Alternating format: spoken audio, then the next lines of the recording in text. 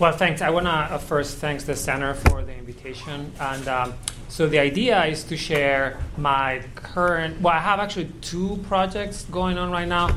One is the one that was just mentioned, because my specialty is Tibetan Buddhism, but in particular the introduction of Buddhism into Tibet. Buddhism was a foreign religious tradition that came into Tibet.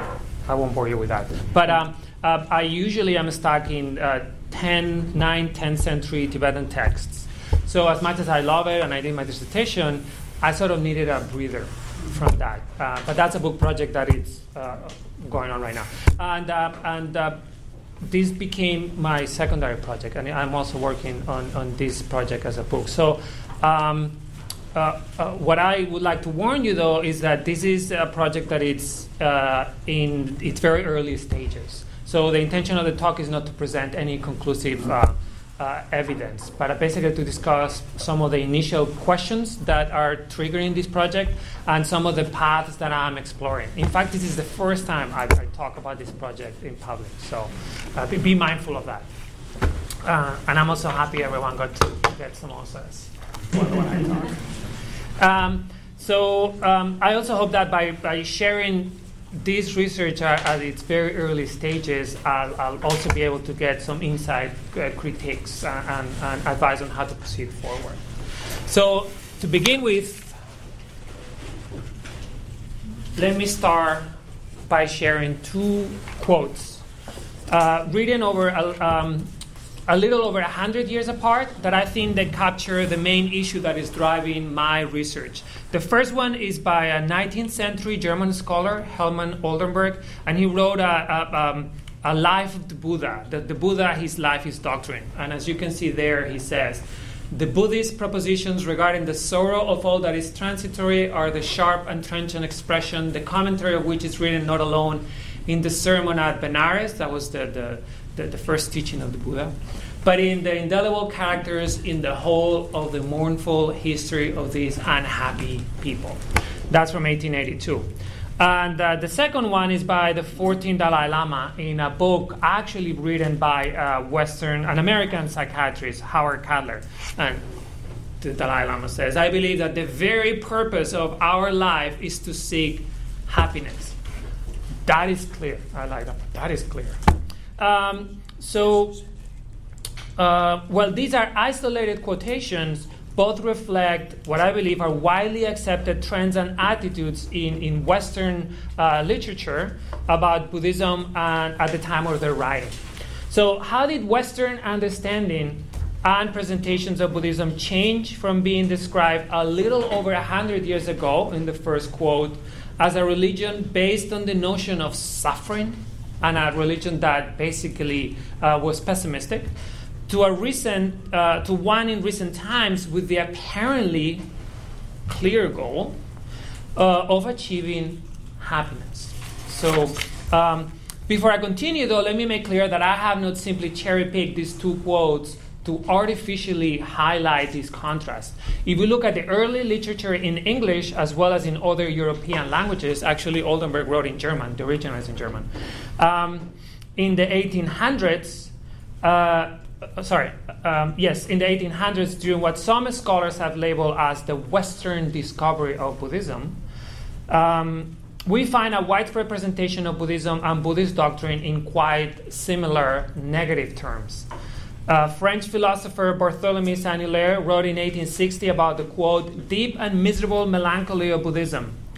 End quote. John Murdoch, a Scottish missionary in Sri Lanka, described Buddhism as a religion, quote, without hope in this world, end quote.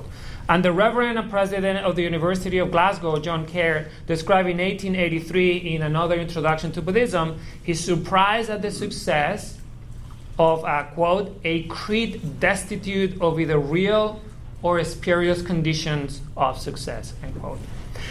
So as for the presentation of Buddhism in the late 20th and the earlier 20th century, on the opposite end of the spectrum, the view that presented as a religion with the ultimate goal of achieving happiness, actually, if we go back, that's a bunch of publications that sort of look at that,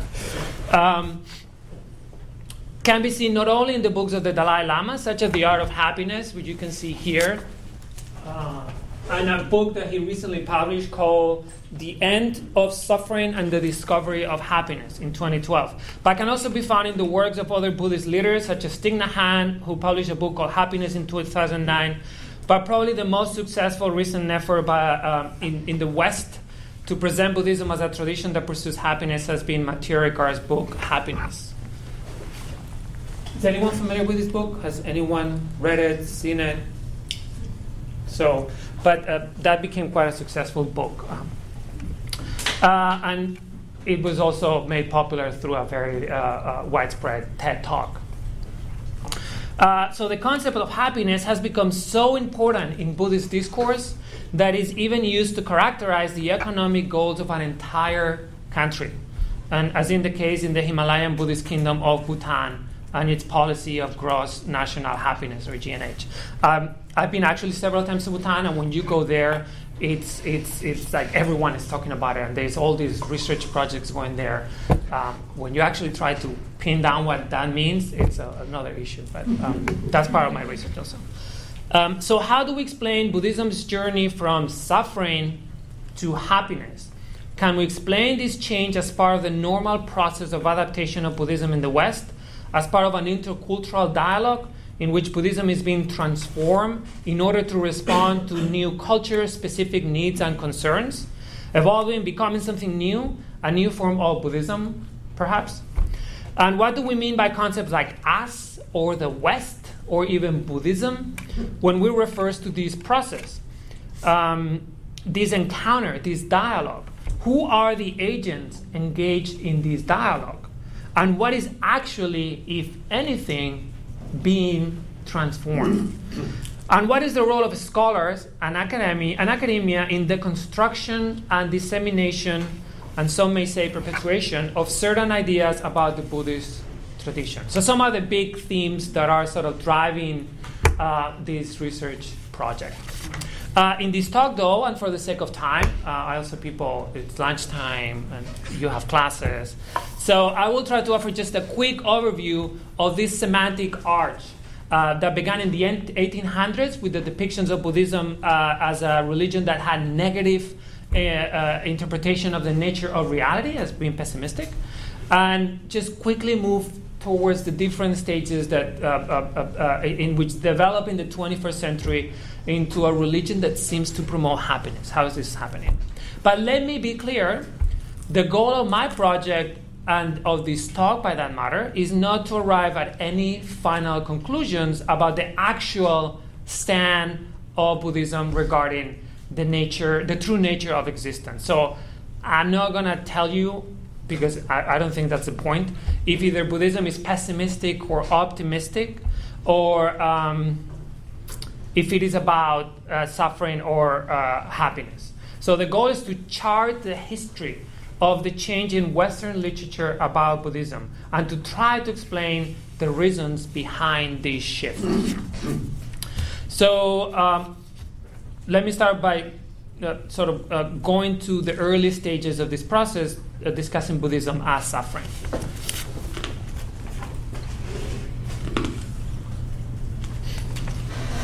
So this is a quote, a translation of the first Noble Truth. So I'll get to that in a second. But the notion that Buddhism was a religion that, at its core, was a pessimistic tradition that understood the nature of existence as suffering began in the 1800s. As Almond argues in his book, The British Discovery of Buddhism, quote, Buddhism was discovered, quotations, in the West during the first half of the 19th century. It was at this time that the term Buddha began to gain currency in the English and French-speaking worlds, and that the term Buddhism first made an appearance in English in the scholarly journals.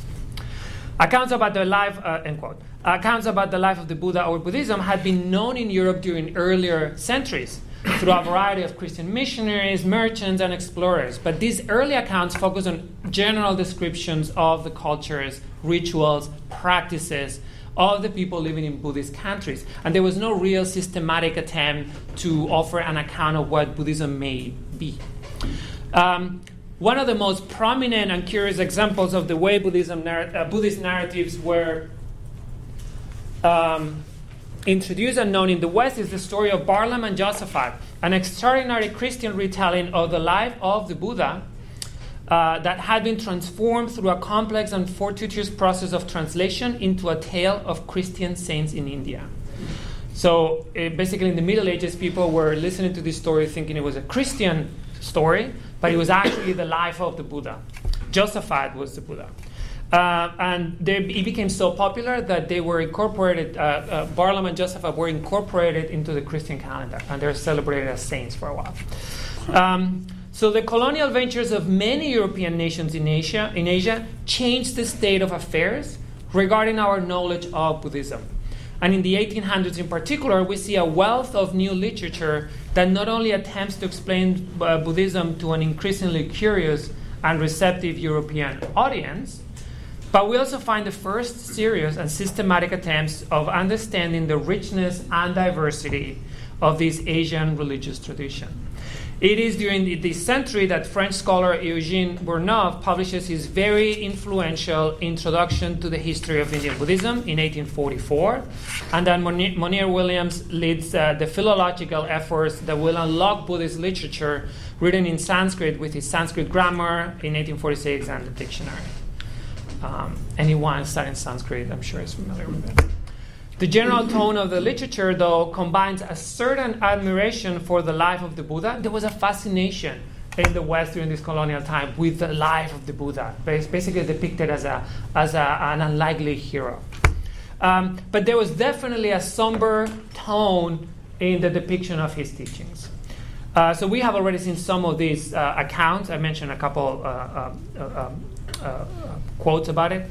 But even the famous scholar in Sanskrit Monier Williams, who was well-versed in the early literature, described Buddhism as a religion with a, quote, ultra-pessimistic view of the miseries of life and a determination to ignore all its counterbalancing joys, end quote. So these negative presentations of the Buddhist tradition as inherently pessimistic can be explained by a series of different factors, and I'm just going to mention three. The first one, I would argue, can be attributed to what Edward Said called Orientalism. So you may be familiar with this. And the political nature of the knowledge that was being produced about the Orient as part of the political colonial projects of various European nations. So for Said, quote, Orientalism can be discussed and analyzed as the corporate institution for dealing with the Orient. Dealing with it by making statements about it, authorizing views of it, and describing it by teaching it, settling it, ruling over it. In short, Orientalism as a Western style for dominating, restructuring, and having authority over the Orient. So I believe we cannot understand the construction of Buddhism as an object of knowledge in the 1800s without taking into account that that knowledge was intimately interconnected with the military and political projects of various European nations. So Orientalism is the first. A second very important aspect that determined negative presentations of Buddhism was the Christian evangelical agenda of many of the authors writing about Buddhism. So accounts by missionaries routinely describe Buddhism as an inferior tradition that could not compete with the glory and the values of Christianity.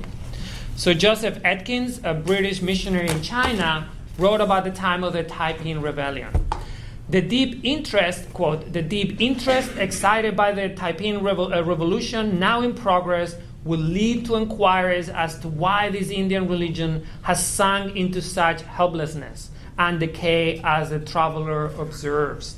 It might be asked why it has no power to cope with Christianity, its new and mighty adversary, and why after so many centuries of successful domination over the Oriental mind, it has not only lost its proselytizing power, but even that of saving itself from the destructive attacks of its enemies, end quote. And the French philosopher Saint-Hilaire, which I've already quoted before, said, quote, the worth of religions can in some degree be valued by the social institutions which they have inspired or tolerated. And it is one of the glories of Christianity that it has produced free societies and governments which advance each day to new progress and perfection. Nothing of the kind is to be seen in Buddhist societies. I always found this quote remarkable. Like, if you take Buddhism and put Islam, this could be said by anyone in Fox News right now. Like, that's the sort of attitude.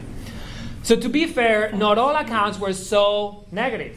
And there were some efforts, such as Edwin Arnold's The Light of Asia, that exalted the life and the teachings of the Buddha in very positive terms. I mean, this book was so popular that in my many years in the States, every time I go to a used bookstore, you always find an old copy of it. So just keep that in mind. It was very popular. The third reason is what I call doctrinal reification. So while Orientalism and Christian prejudices can explain some of the general attitudes towards Buddhism, it does not fully explain the pessimistic presentation of the tradition as a whole. In my research project, I argue that this is due to a process of doctrinal reification, so I'll try to explain that, of Buddhism that ran parallel to Western attempts at describing it. It is important to remember that Buddhism, quotation marks, was not a self-evident entity to European missionaries and explorers before the 1800s, as we assume it now. When we think of Buddhism, we all have different pictures about it, depending on our knowledge, we've been to Buddhist countries, but we sort of have a sense of Buddhism as something. In the 1800s, that was not the case. Buddhism was not simply there, waiting to be discovered. And up to the beginning of the 19th century, it was quite common to find confusing accounts that were trying to make sense of the family resemblances of some of the representations of the Buddha all across Asia, as well as Buddhist rituals and practices. It's actually quite funny to read some of the accounts of some of military reports in the 1700s, some of the early missionary accounts before the 19th century, because sometimes they have no idea that they may be talking about what we now call Buddhism. It's quite confusing. So attempts to make sense of the diversity of beliefs and practices of Buddhism focus on the search for a textual and doctrinal core to the tradition, a seed shared by all Buddhist nations, and from which the diversity encountered all across Asia could have emerged. The doctrinal core was to be found in the sermon given by the historical Buddha Siddhartha Gautama in Sarnath after having reached enlightenment under the Bodhi tree in Bodh Gaya. The sermon setting the wheel of the Dharma in motion and conveyed his realization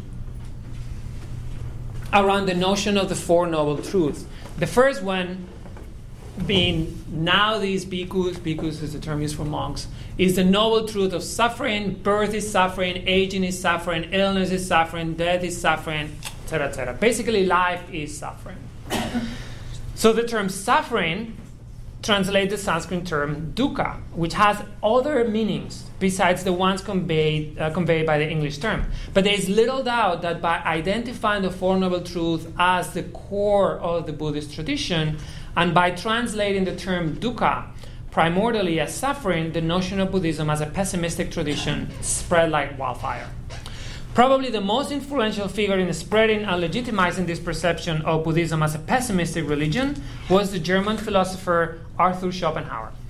In his The World as Will and Representation, there was the first edition in 1818 and an expanded edition in 1844. Schopenhauer discusses with admiration the Buddhist worldview of life as suffering, enshrined in Buddha's First Noble Truth, as a precedent to his own negative views of human nature. It's actually very interesting to read that text because he's someone who is trying to take all these accounts that were coming from all these the early academic work about India, about Asia in general, and he became very fascinated by Indian religion, but particularly by Buddhism. So by reading him, we can see how he's filtering all these accounts and presenting his own view. This is not the place to discuss if Schopenhauer's philosophy was actually pessimistic. That's a different conversation. Just as I'm not here to discuss Buddhism's position on the actual nature of reality. But since Schopenhauer's philosophical views came to be seen generally as pessimistic, the father of pessimism, his early support of Buddhism ended up perpetuating and legitimizing an early widespread understanding of the tradition as pessimistic. Other example of the pervasiveness of the label pessimism attached to Buddhism can be found in the writings of the German scholar Oldenburg, who we saw early, and he said, quote, "The Four Noble Truths give expression to Buddhist pessimism in its characteristic singularity," end quote. And again, Monier Williams said that Buddhism was, quote, "a morbid form of pessimism," end quote. So here I would like to make something clear. There is little doubt that the Four Noble Truths play a very important role in early Buddhist narratives of the life of the Buddha. You find it in some of the earliest biographies, like the Lalita Vistara Sutra and the Buddha Charita Vajrayana. What I want to argue in my project, though, is that the Four Noble Truths cannot be seen as representing a Buddhist core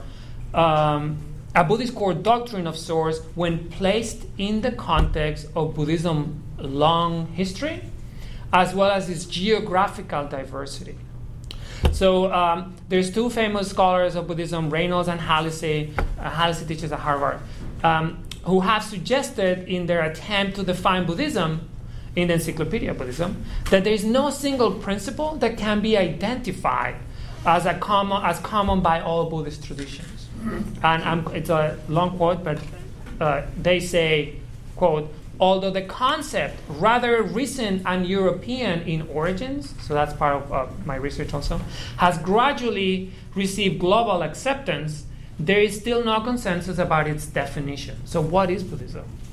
We can, however, identify two complementary meanings that have consistently informed its use. So they're not saying this is what it is, but these are two notions that are generally accepted as referring to Buddhism. First, it groups together the thoughts, practices, institutions, and values that over the centuries have been condensed around the name of the Buddha. And the second, the concept suggests some unifying character or order in the overwhelming diversity encompassed by the first usage. But then they say, it must be admitted, however, that no single ordering principle has been found that takes full account of the data included in the first meaning, in all these notions. So there is no single thing that can be shared by all Buddhist traditions. So by placing the four, end quote. So by placing the Four Noble Truths at the core of the Buddhist tradition in the 1800s by several Buddhist scholars, academics, missionaries, the richness of Buddhism across time and space became reduced to a simple unifying factor. And this responded more to the needs of Western colonial powers attempting to make sense of the diversity of Buddhism than to the complex reality. Attempting to make sense of its diversity than to the complex reality of the tradition. The Four Noble Truths became the organizing principle that allowed Western scholars to offer unity on the face of overwhelming diversity and continuity in the face of astonishing discontinuities. Now, anthropologists have warned us of the dangers of a strict textual approach that reduces the diversity of religious phenomena to ordered, integrated, structured models. The anthropologist Frederick Barth makes a similar point in the context of society and culture. But I think his definition or his ideas are perfectly applicable to our discussion. So he says, in the context of society and culture, quote, "Variation in a traditional civilization is not a surface disturbance to be covered over by generalizations or tied away by typology. It is a ubiquitous feature of great civilizations, and we should make it a major component of our description," end quote. So I argue that by refining and artificially ordering and organizing the complex nature of the Buddhist tradition around the story of its founder, but mainly around the doctrinal core provided by the Four Noble Truths, Western representations of Buddhism domesticated it by creating an artificial representational model that, to use Said's words, had a remarkable, quote, "internal consistency despite or beyond any correspondence or lack thereof with a real," and Said uses Orient, I use Buddhism. When a narrative that depicted Buddhism as a pessimistic tradition was created in the early 1800s, in academic as well as popular accounts of the tradition, this narrative developed a certain authority, creating what Said called a complex dialectic of reinforcement, by which this particular representation of Buddhism gained currency and affected and guided later attempts at understanding Buddhism. So the influence and the effect of these early portrayals of Buddhism based on the Four Noble Truths and the four of the idea that life is suffering can be seen in the structure as content of both popular and academic introductions to Buddhism to this day. So I do teach introductions to Buddhism all the time. That's part of my job description. I'm quite familiar with introductions to Buddhism. So what is remarkable to me is, in the context of this project, is like if you choose pretty much any introduction of Buddhism that it's been used, and I would bet even the ones here, this sort of path laid out in the 1800s, it's still present. So you start with the life of the Buddha. Buddhism is the life of the Buddha, the founder, the early doctrines, which the Four Noble Truths is at the center of that tradition, and then you see the perfectly developed historical continuities with the Theravada tradition, Buddhism in Southeast Asia, Buddhism in Asia, China, the Mahayana tradition, and then Buddhism in Tibet and Mongolia, Tantrayana. And then sometimes you have a final chapter of Buddhism in the West. But it's perfectly structured, order. There's a continuity and a unity that is right there in a book. And we teach it. And we take it for granted.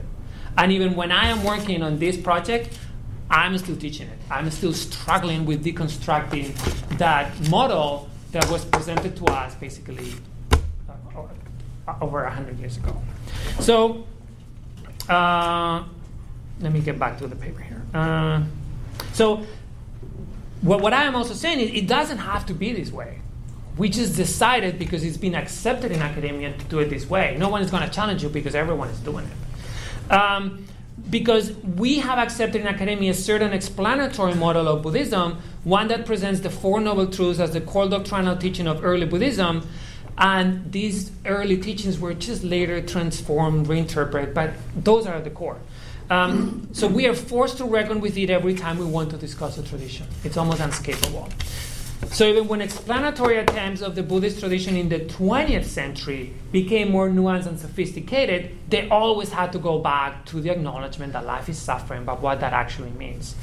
An important change in the 20th century on this discussion of Buddhism as pessimistic and of its definition of life as suffering can be found in this Sri Lankan monk and scholar Walpola Rahula. And he wrote in the 60s, in 1959 actually, a very popular book explaining Buddhist doctrine. And that was called What the Buddha Taught. And he said in that book, the first noble truth is generally translated by almost all scholars as the noble truth of suffering. And it is interpreted to mean that life according to Buddhism is nothing but suffering and pain. And then he says, both the translation and interpretation are highly unsatisfactory and misleading. And it is because of this limited, free, and easily translation and its superficial interpretation that many people have misled into regarding Buddhism as pessimistic. Now, I argue that this book, although there were some precedents, this book was very influential in academic presentations of Buddhism. After Walpola Rahula, a lot of people are going to be a little more sophisticated in Western presentations of Buddhism. So life is suffering, but if you look at the term suffering in Sanskrit dukkha, it actually means several things. And that's what you usually find in most Western presentations, in most introductions to Buddhism. Life is suffering, but if you really look at the term, it's a little more complicated. So how do we get from there to happiness? So a remarkable change in Western presentations of the Buddhist tradition took place in the early 90s. During most of the second half of the 20th century, we see Buddhism increasingly being interpreted in more nuanced ways, thanks to figures like Walpola Rahula and others, shaking off that layer of pessimism that had been a constant since the early 1800s. But in the 90s, we see what seems like a reversal in popular presentations of Buddhism, now being discussed as a religion of happiness. This is not the life is suffering, but if you look at the term dukkha, no, this is the goal of Buddhism is happiness.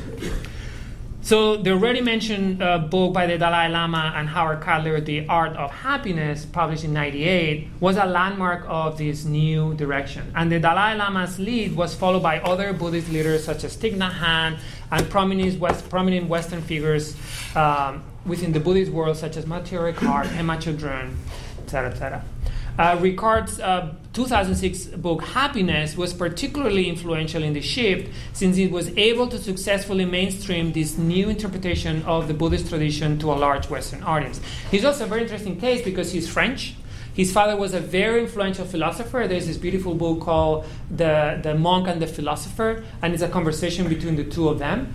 And he had a very strong academic training in science. He actually worked in the lab of the French Nobel Prize, François Jacob, one of the two people who discovered DNA. So he was someone who had the philosophical background and the scientific background and decided to leave everything behind after he got his PhD and lived the rest of his life in the Himalayas, in Nepal actually, in a monastery called Sechen Gompa. Anyway. So he was someone who with this book, but also others, was able to translate Buddhist concepts into a language that was almost devoid of Buddhist terms and was sort of reinterpreted for a Western audience. So, in fact, the book Happiness says, this book, though Buddhist in spirit, is not a Buddhist book. As opposed to Christian or agnostic, it was written from the perspective of secular spirituality, a theme dear to the Dalai Lama. Anyway, but no matter how you look at the book, actually, you can argue that Buddhism is all over the place. So Ricard as a very important stepping stone in this transition. Now, finally, my project also explores the importance that the success of mindfulness, or the mindfulness movement in America, has played on the transformation of the language used to describe Buddhism in the West. So you have the works of John Kabat-Zinn, Daniel Goleman, and even Richard Davidson here at the University of Madison, who have helped popularize the Buddhist practice of mindfulness to Western audiences and have also been very influential in introducing a new language, not only the language of happiness, but that of physical and mental well-being. So does anyone work with Professor Davidson?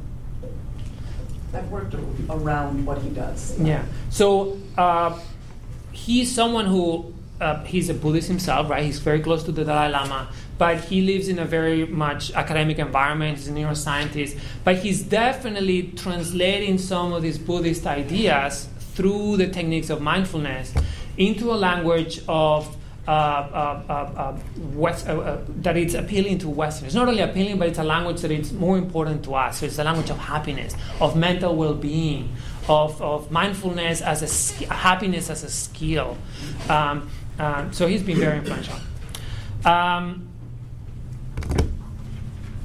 So to conclude, because I think it'd be nice if we just talk, my exploration of this conceptual journey in presentations of the Buddhist tradition in the West from suffering to happiness, as I have said at the beginning, is not trying to determine which of these terms better defines the doctrinal essence of the Buddhist tradition. What I'm trying to do is to chart that journey, that transition, that transformation of presentations of Buddhism in the West, in the larger context of the process of introduction, adaptation, and transformation of Buddhism to a new culture, while also exploring the role of scholars and academics within this process. So I'll leave it there. I mean, I think you got sort of the gist of it.